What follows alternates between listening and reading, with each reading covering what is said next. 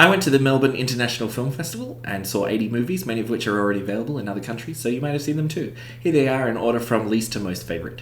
Inside the Yellow Cocoon Shell is about a Vietnamese dude thinking about his faith. It's slow cinema, 3 hours long, beautiful cinematography, offered me nothing else, pass. Deserts follows two debt collectors wandering around small Moroccan villages, starts off as an absurdist comedy and slowly evaporates into minimalist nothingness. No thank you.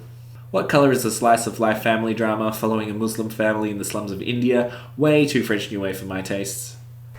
In The Face of a Jellyfish, a woman wakes up one day with a different face, and as she figures out how to deal with this, we're treated to crude computer animations of facial tracking from humans to animals.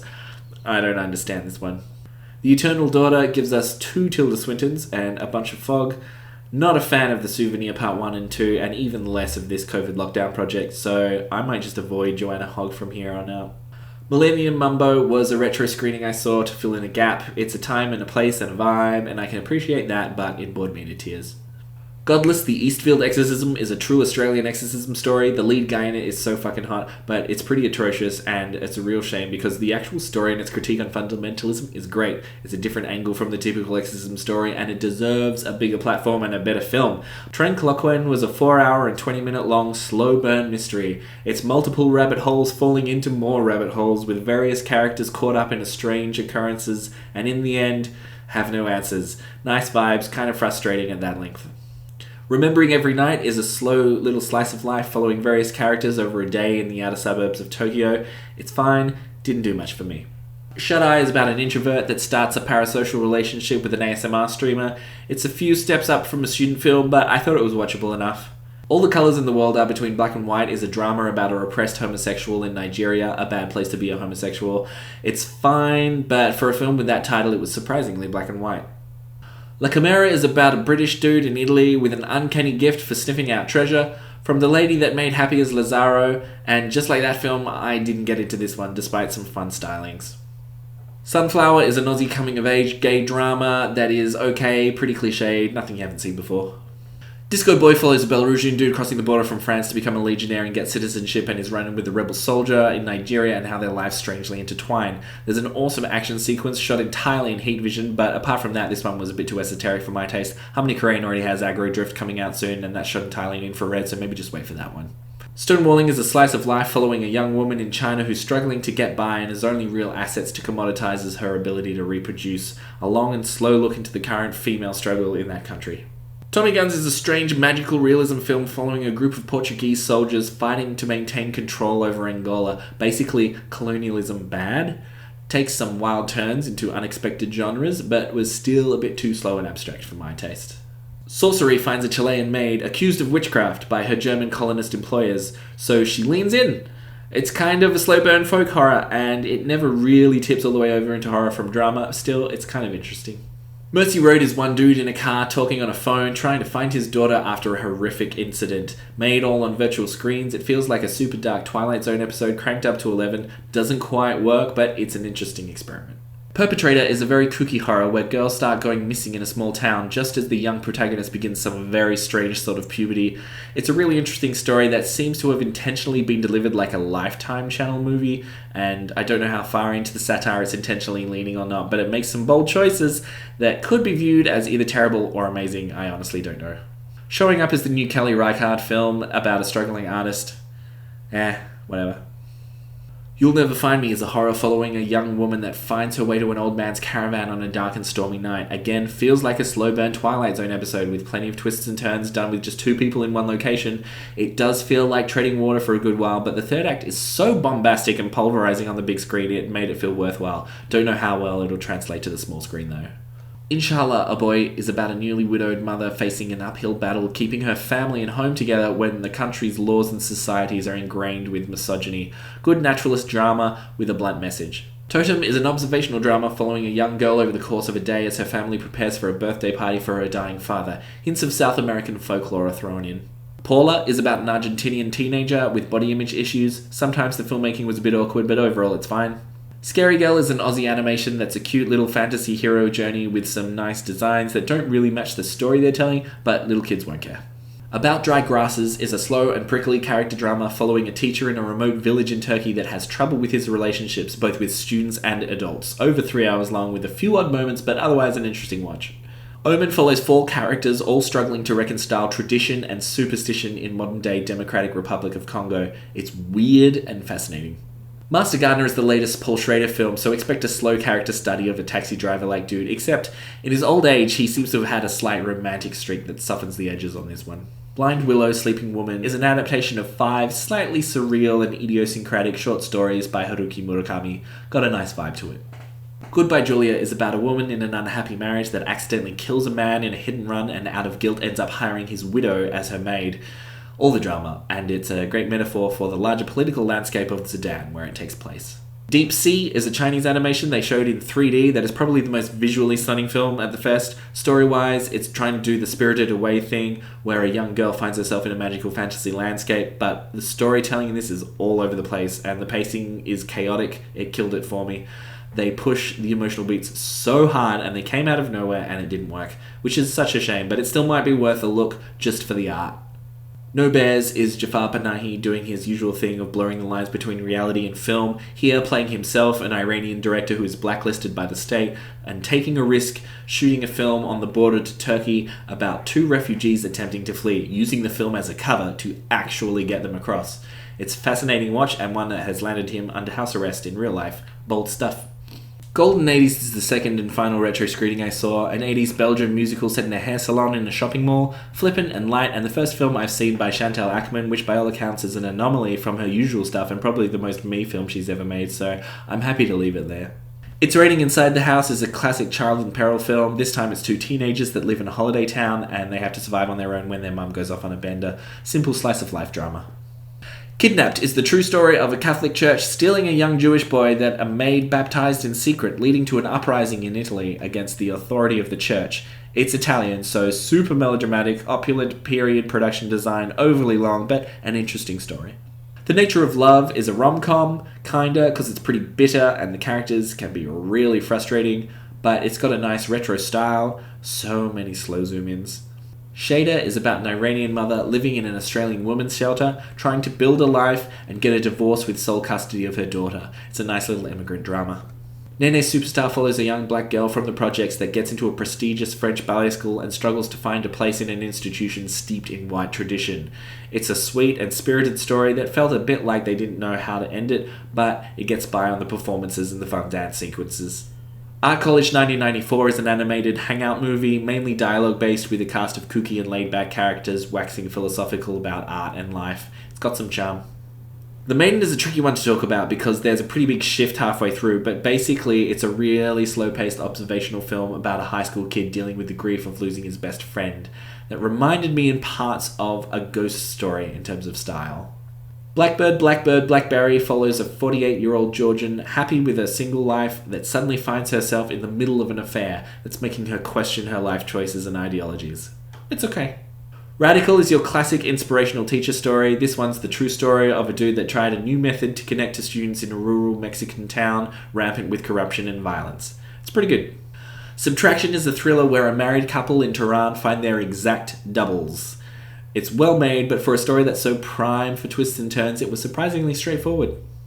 Lost Country is a coming-of-age story following a son caught in a political divide between the ideals of his classmates and his conservative family, just before the split of Yugoslavia. The mother-son relationship mirroring the divide of the country. Dark and full of angst. Great performances. The Tunnel to Summer, The Exit of Goodbyes, is the most anime title ever, and sure enough, it's a hilariously stereotypical magical realism teen romance that made for a really fun watch with 4 classrooms full of teens going ooh every time the 2 leads got close to kissing. Monolith is a one-hander sci-fi thriller about a disgraced journalist trying to save her career with a podcast that falls down a conspiracy rabbit hole. It's an amazing first 2 acts, not sure they quite knew how to wrap it up, but it was still a good time on a low budget. Stone Turtle is a strange Malaysian folk horror adjacent story with themes of revenge, tradition and feminism, and some incredible and gory uses of a sea urchin, perhaps a bit esoteric but overstuffed with ideas and quite interesting. Autobiography is a sort of coming-of-age thriller where a young adult becomes the personal assistant to a former general who is now running for an election in a small Indonesian town. The lure of his privilege and the corruption surrounding his actions make for a tricky moral dilemma for the young protagonist. It's a real slow burn, but it has some great tense moments. Little Nicholas, Happy as Can Be is a mix between stories from the French comics Little Nicholas and a biography of the writer and illustrator that made them. Visually beautiful and cute stories. A Fire is a slow burn comedy drama following an annoying dude trying to finish writing a book in the holiday town with his friend and a mysterious girl staying in the same house. It can be really frustrating at times, but everything comes together really nicely. Medusa Deluxe is a murder mystery set backstage at a regional hairdressing competition, told in one continuous take, which results in a lot of dead air, but there are some fun characters to follow. Blue Jean is about a gay PE teacher struggling to lead a double life in Thatcher's UK. Beautiful character portrait with really nice performances. Korean film Sleep follows a new mother dealing with the stress of discovering her husband is sleepwalking, and seemingly becoming someone else whilst doing so. A Korean movie means it's every genre, all at once, and it's a pretty fun watch. Shortcomings is a comedy following probably the most frustrating protagonist I've seen in a long while be a total arsehole as he tries to get his life together. If you can stomach that, there's a lot of fun to be had with this one. Last Summer is the French remake of the Danish film Queen of Hearts, which I highly recommend. It is a disturbing drama. Seriously, it's so fucked up. Seek it out. Anyway, this version is 80% exactly the same thing, except they truncate the ending and emphasize different themes, which completely changes the meaning of it. It does make it very French, but I found it really weird, probably because of how much I like the original. Fairyland is based off an autobiography of a young girl growing up with a gay father in 70s San Francisco. Straightforward, but a pretty good watch. The Adults examines the relationship of three adult siblings reconnecting after the deaths of their parents and some years of estrangement. It's a nice little comedy drama and a relationship that's not often examined in film. Animala is like The Birds, but set in Morocco and with all animals, and it's more overtly sci-fi. It's enigmatically covering themes of hierarchy, religion, and emancipation. Really strange, but I quite liked it. It Lives Inside felt very much like The Boogeyman from earlier in the year, but with a Hindi folklore edition. The high school setting made it feel like a 2000s era film to me, like it's trying super hard to be serious, which ends up coming across as camp. Overall, a fun watch with a crowd. I Used to Be Funny is a comedy drama mystery following a comedian who worked as an au pair looking after a teenage girl who was gone missing. A non-linear narrative unfolds the mystery, and there's some really nice performances. Charcoal is a funny and dark crime thriller where a poor family in the Brazilian countryside agree to secretly hide a drug kingpin on the run. It's much like a drier, slower Coen Brothers movie. Enjoy this one. Bad Behaviour is made by Jane Campion's daughter, and it follows a neurotic, self-proclaimed bitch trying to better herself at a wellness retreat run by some dodgy personality. She exhibits some bad behaviour, and it's delicious. Amazing performance from Jennifer Connelly, kind of an odd film overall, but certainly has some fun moments. Cobweb, not that one, the Korean one, is a comedic farce set behind the scenes of a film studio in the 70s where a washed-up director tries desperately to make his masterpiece. It's a bit long, but it's super fun. Anatomy of a Fall is a long courtroom drama procedural that takes an objective look at a case of a woman accused of murdering her husband. Sometimes it feels a little dry, but the performances are so good it had an emotional impact too. White Plastic Sky is a beautifully animated sci-fi drama set in a future where humans live under a dome and must give up their bodies to become soil to grow plants to feed the next generation. Some great ideas and surprisingly emotional relationship dramas here. The Sweet East is an odyssey of a runaway high schooler and her encounters with various factions of fundamentalist groups with opposing viewpoints that make up modern-day America. It's quite silly and amusing, but a whole lot of fun with some super dark subject matter. Late Night with the Devil is presented as the missing footage of a late-night show broadcast from 1977 where a live seance took place, like Ghostwatch, but goes super bombastic and totally off the rails. Again, I don't know how I feel about the ending of this one, but it was super fun to watch with a crowd. Hounds is a crime thriller that follows a father and son over the course of a single night trying to complete a job for some dangerous people, and everything just keeps going wrong and escalating. So stressful, but very entertaining. Birth Rebirth follows a nurse that loses her daughter and ends up becoming involved with a mortician that's conducting some strange experiments. This one has some gnarly medical procedures and body horror. Strong themes of motherhood, definitely one to look out for. Monster is a bittersweet drama surrounding high school bullying incident told from each different character's point of view one at a time. It's beautiful and effective. Scrapper is a cute and funkily directed feel-good drama about a little girl living on her own and her estranged father that shows up one day, utterly charming and good fun. Robot Dreams is an animated film with no dialogue, where a lonely dog in New York builds a robot buddy to be his friend. It's super cute and episodic with its storytelling, but the end of it gave me a gut punch exactly the same way Past Lives did. Good stuff. One Last Evening is an awkward dinner party comedy drama that has some great performances, really dark moments, and plenty of tense social anxiety. Nice low-budget effort from Germany. May December is Todd Haynes' latest melodrama where an actress comes to study the real person she is playing in a film about her scandalous tabloid romance from 20 years ago. There's some super dark stuff going on here, and they really intentionally lean into those Lifetime movie tropes, especially with the score, and it becomes the funniest thing ever. I can see this being read differently at home, but it was hard not to thoroughly enjoy it with a cinema of 1,000+ people all laughing along. Amazing, brilliant, camp, drama, seek it out. Tiger Stripes is my favourite horror film from the fest, a feminist coming-of-age folk horror about a young Malaysian girl and her friends going through puberty and dealing with the oppressive societal constraints. It's wacky and unexpected, but also super charming and empowering, and I hope it comes out soon so you can all give it a blind watch. Riddle of Fire is such a fun vibe. It's a goofy kids summer adventure movie structured like a fairy tale with some amazing 80s aesthetics, but at the same time some content that would probably be too risque for any kids movie. I adored this one. Past Lives is about a Korean immigrant meeting up with her childhood best friend after 20 years apart. As I said before, this one gave me an emotional gut punch. It's a slow burn drama that's beautiful and bittersweet. Theatre Camp is a mockumentary about the odd teachers and students at a theatre camp. I'm an easy target for this one because I've lived through much of that myself. Great fun. Femme is a dark and super intense drama following a twisted revenge-fueled sexual relationship that forms between a drag queen and a repressed street thug that graphically assaulted them. It's got some electric performances and it never lets up. Powerful stuff.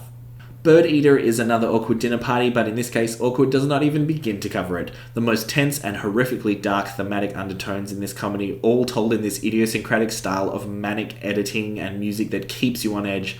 Clearly, big fans of Wake in Fright, as there are multiple references. This is a bold Australian debut, and I adored it. And that's everything. Thanks for watching.